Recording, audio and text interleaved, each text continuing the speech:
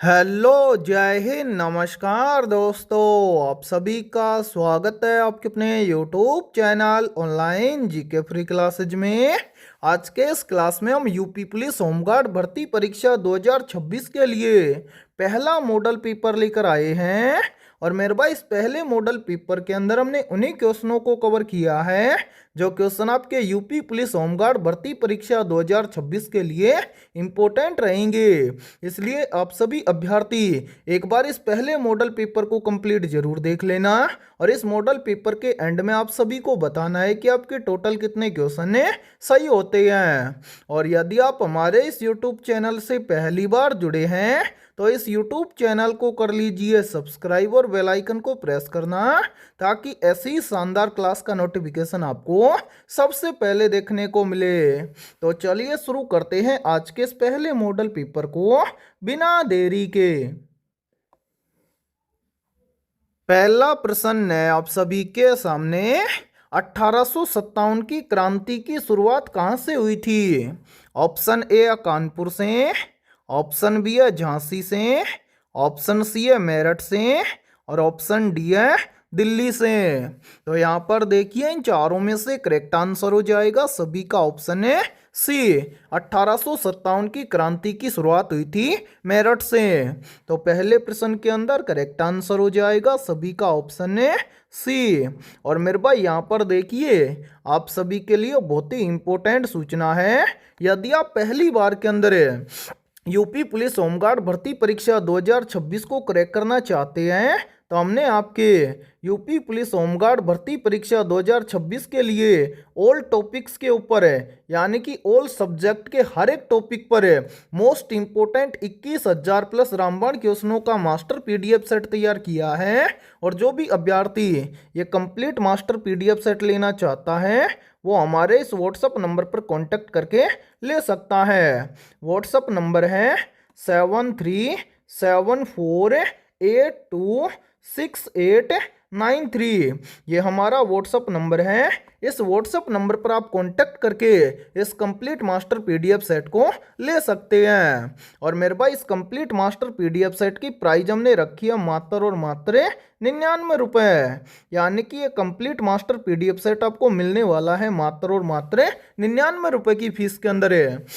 और मैं आप सभी को एक गारंटी के साथ में बोल रहा हूं, यदि आप यूपी होमगार्ड एग्जाम 2026 से पहले कंप्लीट इस मास्टर पीडीएफ सेट को अच्छे से तैयार कर लेते हैं तो आप पहली बार के अंदर यूपी होमगार्ड एग्जाम 2026 को क्रैक कर जाएंगे। ठीक है, तो चलिए फिर अगला प्रश्न देखते हैं। दूसरा प्रश्न है आप सभी के सामने, भारतीय राष्ट्रीय कांग्रेस की स्थापना कब हुई थी? तो यहाँ पर देखिए, इन चारों में से करेक्ट आंसर हो जाएगा सभी का ऑप्शन है ए। भारतीय राष्ट्रीय कांग्रेस की स्थापना हुई थी वर्ष 1885 में। तो दूसरे प्रश्न के अंदर करेक्ट आंसर हो जाएगा सभी का ऑप्शन है ए। तो चलिए फिर अगला प्रश्न देखते हैं। तीसरा प्रश्न है आप सभी के सामने, करो या मरो का नारा किसने दिया था? तो यहाँ पर देखिए, इन चारों में से करेक्ट आंसर हो जाएगा सभी का ऑप्शन है सी। करो या मरो का नारा दिया था महात्मा गांधी जी ने। तो तीसरे प्रश्न के अंदर करेक्ट आंसर हो जाएगा सभी का ऑप्शन है सी। और मेरे भाई, ये प्रश्न बहुत ही इंपॉर्टेंट प्रश्न है। चाहे तो आप इस प्रश्न का स्क्रीनशॉट ले सकते हैं या फिर आप इस प्रश्न को अपनी नोटबुक के अंदर आप नोट भी कर सकते हैं। ठीक है, तो चलिए फिर अगला प्रश्न देखते हैं। चौथा प्रश्न है आप सभी के सामने, जलियांवाला बाग हत्याकांड कब हुआ था? मेरे भाई, वेरी वेरी इंपॉर्टेंट प्रश्न है ये। तो जल्दी से बताइए, इन चारों में से करेक्ट आंसर है क्या होगा?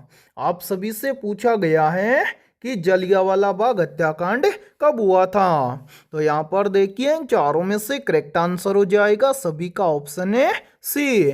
जलियांवाला बाग हत्याकांड हुआ था वर्ष 1919 में। तो चौथे प्रश्न के अंदर करेक्ट आंसर हो जाएगा सभी का ऑप्शन है सी।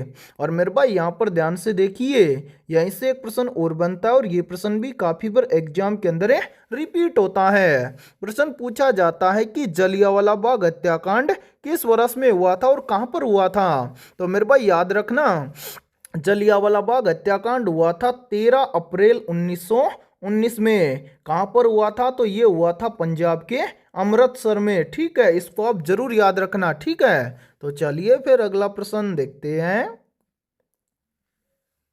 पांचवा प्रश्न है आप सभी के सामने, असहयोग आंदोलन किस वर्ष में शुरू हुआ था? या फिर देखिए, इसी प्रश्न को एग्जाम के अंदर घुमाकर ऐसे भी पूछ लिया जाता है। प्रश्न पूछा जाता है कि असहयोग आंदोलन किस वर्ष शुरू हुआ था? तो यहाँ पर देखिए, इन चारों में से करेक्ट आंसर हो जाएगा सभी का ऑप्शन है सी। असहयोग आंदोलन शुरू हुआ था वर्ष 1930 में। तो पांचवें प्रश्न के अंदर करेक्ट आंसर हो जाएगा सभी का ऑप्शन है सी।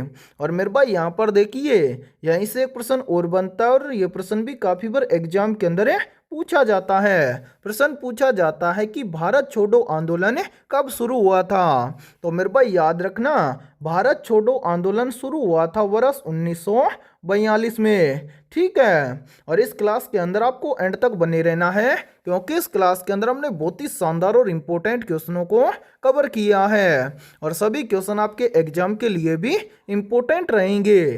ठीक है, तो चलिए फिर अगला प्रश्न देखते हैं। छठा प्रश्न है आप सभी के सामने, सविनय अवज्ञा आंदोलन का मुख्य उद्देश्य क्या था? तो यहाँ पर देखिए, इन चारों में से करेक्ट आंसर हो जाएगा सभी का ऑप्शन है सी। सविनय अवज्ञा आंदोलन का मुख्य उद्देश्य था पूर्ण स्वराज, यानी कि छठे प्रश्न के अंदर करेक्ट आंसर हो जाएगा सभी का ऑप्शन है सी। और मेरे भाई यहाँ पर देखिए, एक प्रश्न का आंसर आप सभी को कमेंट सेक्शन के अंदर कमेंट करके बताना है।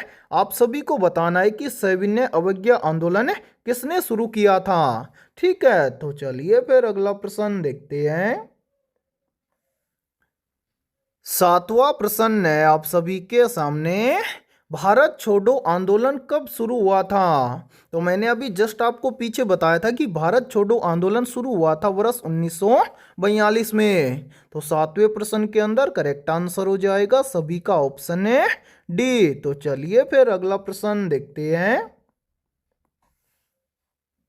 आठवां प्रश्न है आप सभी के सामने, प्लासी का युद्ध किनके बीच में हुआ था? या फिर देखिए, इसी प्रश्न को एग्जाम के अंदर घुमाकर ऐसे भी पूछ लिया जाता है।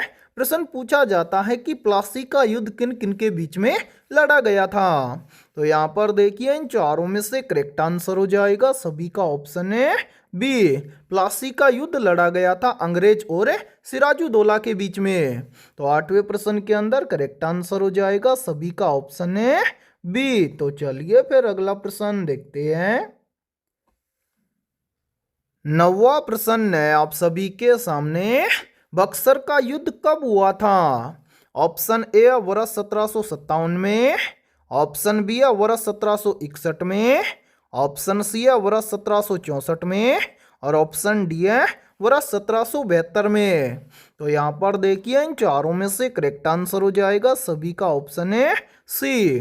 बक्सर का युद्ध हुआ था वर्ष 1764 में। तो नौवें प्रश्न के अंदर करेक्ट आंसर हो जाएगा सभी का ऑप्शन है सी। तो चलिए फिर अगला प्रश्न देखते हैं।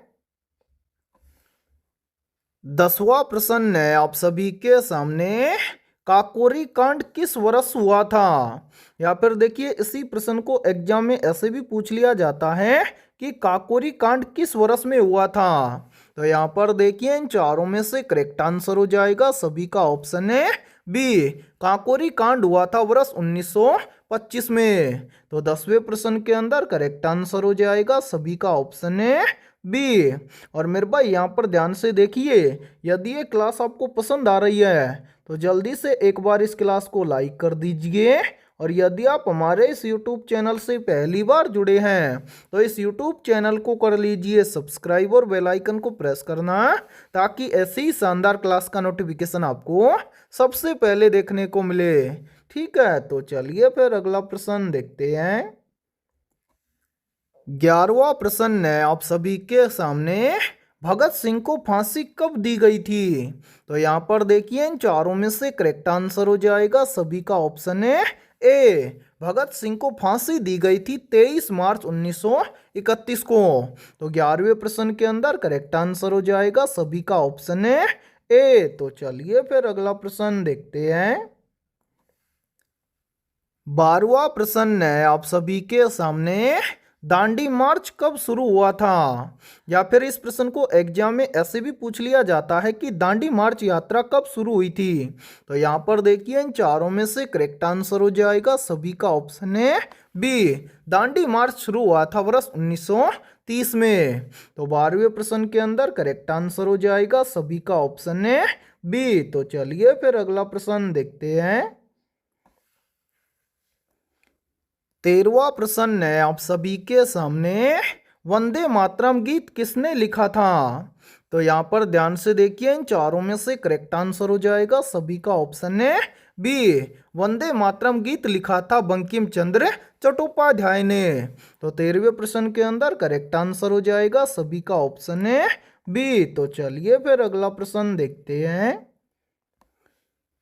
14वां प्रश्न है आप सभी के सामने, गदर पार्टी की स्थापना कहाँ हुई थी? ऑप्शन ए है भारत में, ऑप्शन बी है इंग्लैंड में, ऑप्शन सी है अमेरिका में और ऑप्शन डी है जापान में। तो यहाँ पर देखिए इन चारों में से करेक्ट आंसर हो जाएगा सभी का ऑप्शन है सी।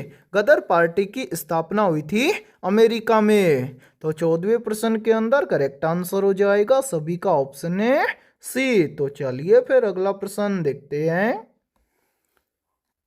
15वां प्रश्न है आप सभी के सामने, आजाद हिंद फौज की स्थापना किसने की थी? तो यहाँ पर देखिए इन चारों में से करेक्ट आंसर हो जाएगा सभी का ऑप्शन है सी। आजाद हिंद फौज की स्थापना की थी रास बिहारी बोस ने। तो 15वें प्रश्न के अंदर करेक्ट आंसर हो जाएगा सभी का ऑप्शन है सी। तो चलिए फिर अगला प्रश्न देखते हैं। 16वां प्रश्न है आप सभी के सामने, भारत की सबसे लंबी नदी कौन सी है? ऑप्शन ए है यमुना, ऑप्शन बी है गंगा, ऑप्शन सी है गोदावरी और ऑप्शन डी है नर्मदा। तो यहाँ पर देखिए इन चारों में से करेक्ट आंसर हो जाएगा सभी का ऑप्शन है बी। भारत की सबसे लंबी नदी है गंगा नदी। और मेरे भाई यहाँ पर देखिए काफी बार एग्जाम के अंदर पूछ लिया जाता है कि गंगा नदी की लंबाई कितनी है। तो मेरे भाई याद रखना गंगा नदी की लंबाई है 2525 किलोमीटर। ठीक है, इसको आप जरूर याद रखना क्योंकि काफी बार एग्जाम के अंदर पूछा जाता है कि भारत की सबसे लंबी नदी कौन सी है और उसकी लंबाई कितनी है। तो भारत की सबसे लंबी नदी है गंगा नदी जिसकी लंबाई है 2525 किलोमीटर है। ठीक है, तो चलिए फिर अगला प्रश्न देखते हैं।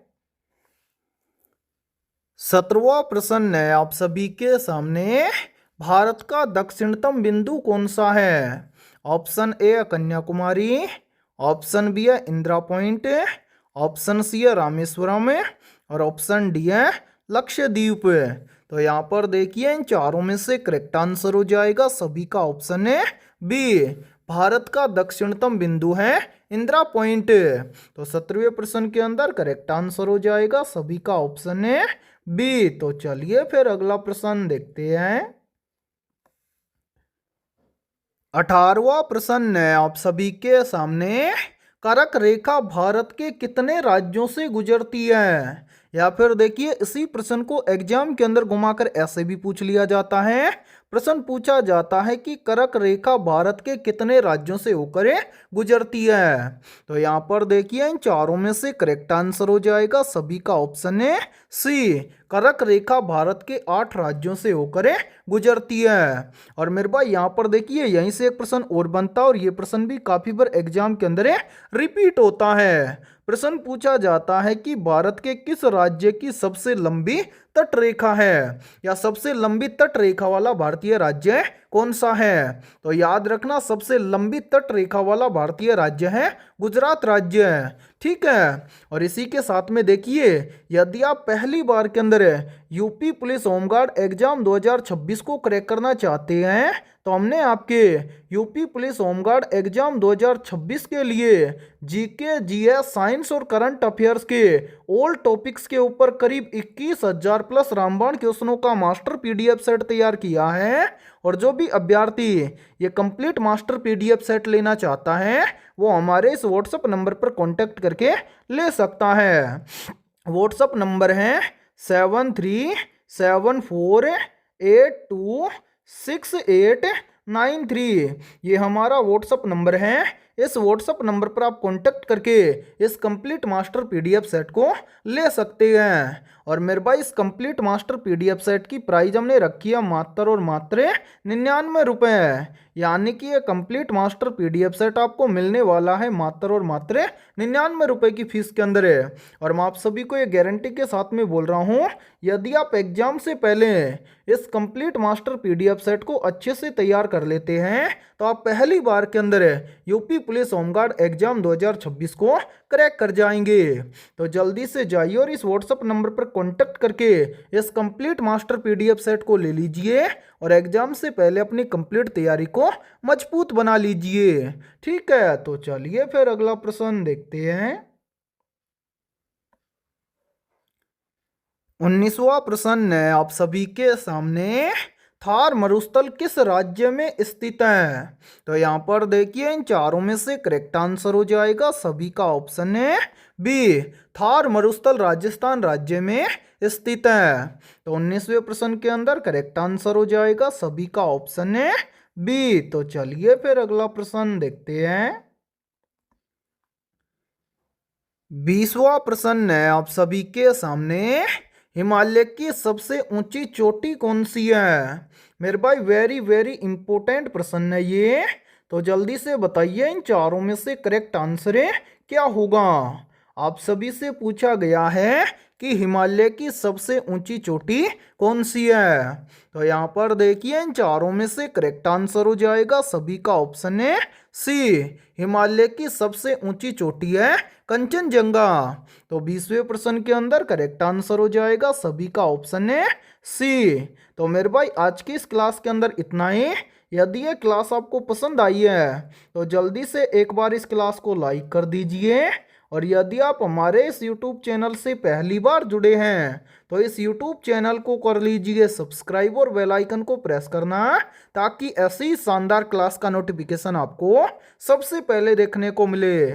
और आज की इस क्लास के अंदर हमने 20 बहुत ही इंपॉर्टेंट क्वेश्चन करवाए हैं। और जिन भी अभ्यर्थियों के इन 20 में से लगभग 18 प्लस क्वेश्चन भी सही हुए हैं तो समझना उनकी तैयारी बेहतर है। तो फिर मिलते हैं ऐसे ही बेहतरीन और शानदार क्वेश्चनों के साथ सुबह 7 बजे। ठीक है।